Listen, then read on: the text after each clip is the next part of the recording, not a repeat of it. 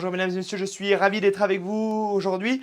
Aujourd'hui c'est un jour spécial, une émission spéciale car c'est la nouveauté un petit peu de cette rubrique Mon Quintet, c'est que nous rajoutons des chevaux repérés, des pénaltys, donc des chevaux que nous avons suivis et que nous pensons qu'ils vont réaliser une honorable performance. On en parle après et d'abord notre pronostic du Quintet Plus, on passe tout de suite aux conditions de course. C'est le prix du Bois de Vincennes, ça se déroulera ce samedi 23 mars 2024, c'est un groupe 3, c'est la réunion 1 sur les programmes de Paris-Vincennes, départ à 15h15, c'est la course numéro 4. 2850 mètres à parcourir, corde à gauche sur la grande piste, 90 000 € d'allocation, 16 partants, course attelée, départ volté pour des 4 à 11 ans et au moins gagné 130 000 €, recul à 25 mètres à 850 000 €. On passe tout de suite à mon pronostic et mon pronostic commence avec une sorte de petite fantaisie. Mon favori sera le numéro 14, Orsi Dream. C'est un gagnant de multiples groupes 1. C'est le cheval de classe de la course pour moi réellement. Se protéger de Pierre Belloche a gagné de multiples groupes 1. Dernièrement dans le prix du plateau de Gravel où il finissait deuxième derrière Fast Time, il m'a complètement rassuré. S'il avait eu ses aises un petit peu plus tôt, peut-être qu'il aurait pu donner chaud au protégé de Mathieu Abrivard, Fast Time. Avec le bon parcours, il peut réaliser un numéro et s'imposer devançant la favorite, le numéro 16, Emeraude de B. On passe tout de suite à mon opposante. Ça sera le numéro 16, Emeraude de B, le 10 mars 2024 dans le Grand Critérium de la Côte d'Azur. Elle est devenue la jument qui allait la plus vite en France et dans le monde en 1,803.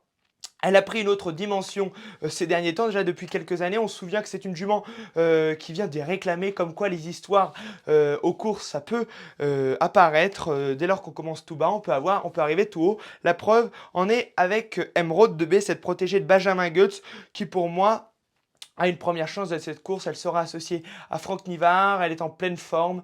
La piste, elle l'aime bien, elle a couru au Prix d'Amérique, elle a fini deuxième d'une B.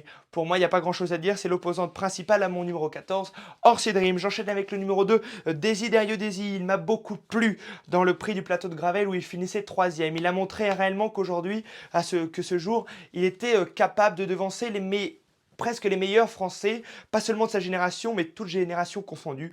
Voilà, il sera associé à Marc Stéphanie, je ne sais plus si c'est Marc ou Marco. Voilà, il a montré qu'il peut réaliser. L'entourage est confiant. S'il a le bon parcours, il peut réaliser un numéro et donner chaud à mes favoris.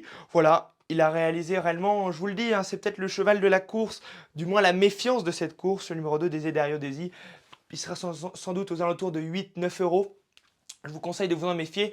Même en jeu simple, placé gagnant, il pourrait rentrer dans la combinaison des trois premiers. J'enchaîne avec le numéro 11, Gaspard d'Angis. Dernièrement, c'était bien cinquième, mais il avait besoin de cette course d'après son mentor, Jean-Michel Baudouin. On se souvient qu'il a fait la faute au départ dans le prix du Luxembourg. Là, dans le prix du plateau de Gravel, il n'a pas eu du tout le parcours facile, même un parcours un petit peu exécrable. Mais il a quand même réussi, il a tenu et il est arrivé dans le quintet, donc il n'a pas déçu ses nombreux preneurs. S'il est dans la même forme que lors de sa victoire dans la finale du GNT à Paris-Vincennes au mois de décembre, alors il peut s'imposer. J'enchaîne avec le numéro 10, Usain Toll. Il a crevé l'écran dernièrement dans le prix du plateau de Gravel où il finissait quatrième avec Benjamin Rochard qu'il retrouve aujourd'hui. Ce cheval est sur la montante, l'entourage est confiant. Benjamin Rochard se réinstalle au sulky comme je viens de le dire. Attention, c'est ma méfiance de cette course. Il a déjà couru contre les meilleurs Français, il a prouvé qu'il en avait le niveau. Aujourd'hui, sur la pente ascendante, il peut rivaliser avec des favoris. Le numéro 5, Gamel Ditton, viendra ensuite dans ma sélection. Il vient de renouer avec le succès dans un lot plus moindre, c'était au Croisé-la-Roche, mais c'est un cheval dur qui peut tout faire. On se souvient de duels avec Yenmi où on se souvient qu'il avait malheureusement cassé entre guillemets. C'est un cheval qui est très dur, placé de groupe.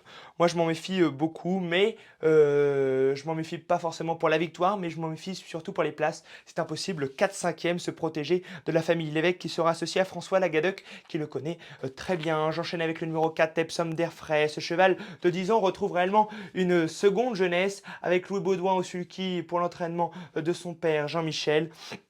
C'est le deuxième protégé de la famille Baudouin. Il reste sur 2 victoires sur l'hippodrome cannois, de très belles performances en fin de meeting d'hiver sur l'hippodrome de Paris-Vincennes où il a failli battre Fast Time, le fameux cheval de référence de cette course.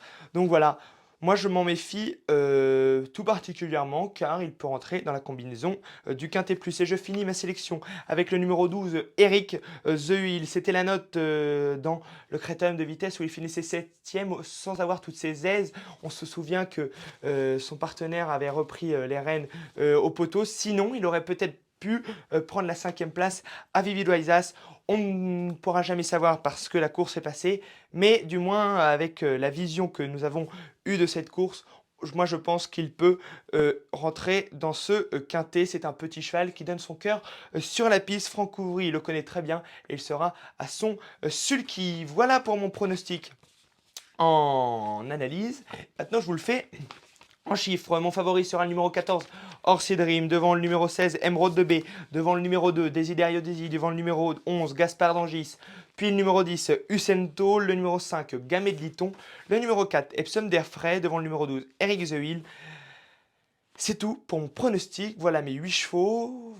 Moi, je le fais en combiné pour avoir plus de chances de gagner. Car oui, hein, trouver un quintet dans l'ordre, on le fait souvent. Souvent, on en trouve dans les quintets dans le désordre. Là, il y a des chevaux qui vont être sans doute à de belles cotes, 20 euros, 30 euros. Ils peuvent rentrer. N'oubliez pas de les mettre. Maintenant, on passe aux chevaux repérés et aux pénalty pour cette belle journée de samedi qui sera très riche pour la réunion 1 parce que c'est la seule réunion en France qui se déroulera au trot. Donc c'est la seule que je vais vous donner au niveau de mes pénaltys.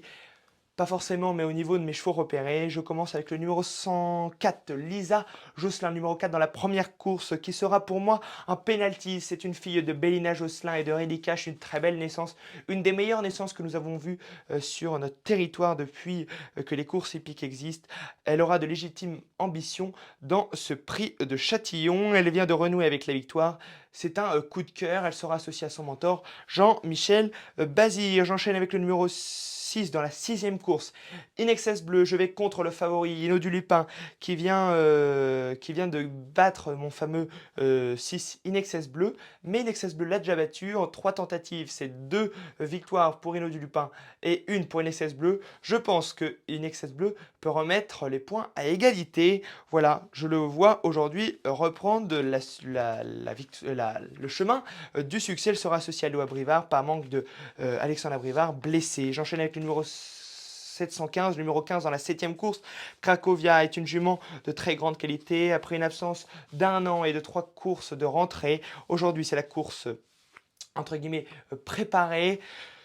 Moi, j'ai pas grand-chose à le dire. Elle sera en plus déférée des postérieurs. C'est l'engagement visé. Pas grand-chose à dire, comme je viens de le dire.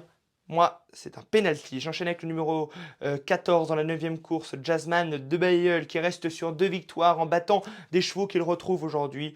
Pour moi, c'est une base. Je ne le vois pas battu dans cette course. C'est un petit peu le penalty de cette réunion. Franck Ouvry sera au sulky, contrairement à d'habitude où c'est Franck Nivard. Franck Ouvry va apprendre à le connaître. Et vous allez voir, je pense que ça va se solder par un succès. Voilà pour mes chevaux repérés. Je vous dis à bientôt. N'hésitez pas à vous abonner, à liker et à partager ce contenu si cela vous a plu. Et je vous mets absolument le lien de mon Telegram dans la description. Allez-y, vous avez des pronostics en chiffres tous les jours, des pénaltys. Plus que mes chevaux repérés, c'est vraiment une tuerie, excusez-moi du terme, ce compte parce que nous avons plus de 80% de réussite à la place et plus de 70% de réussite à la gagne.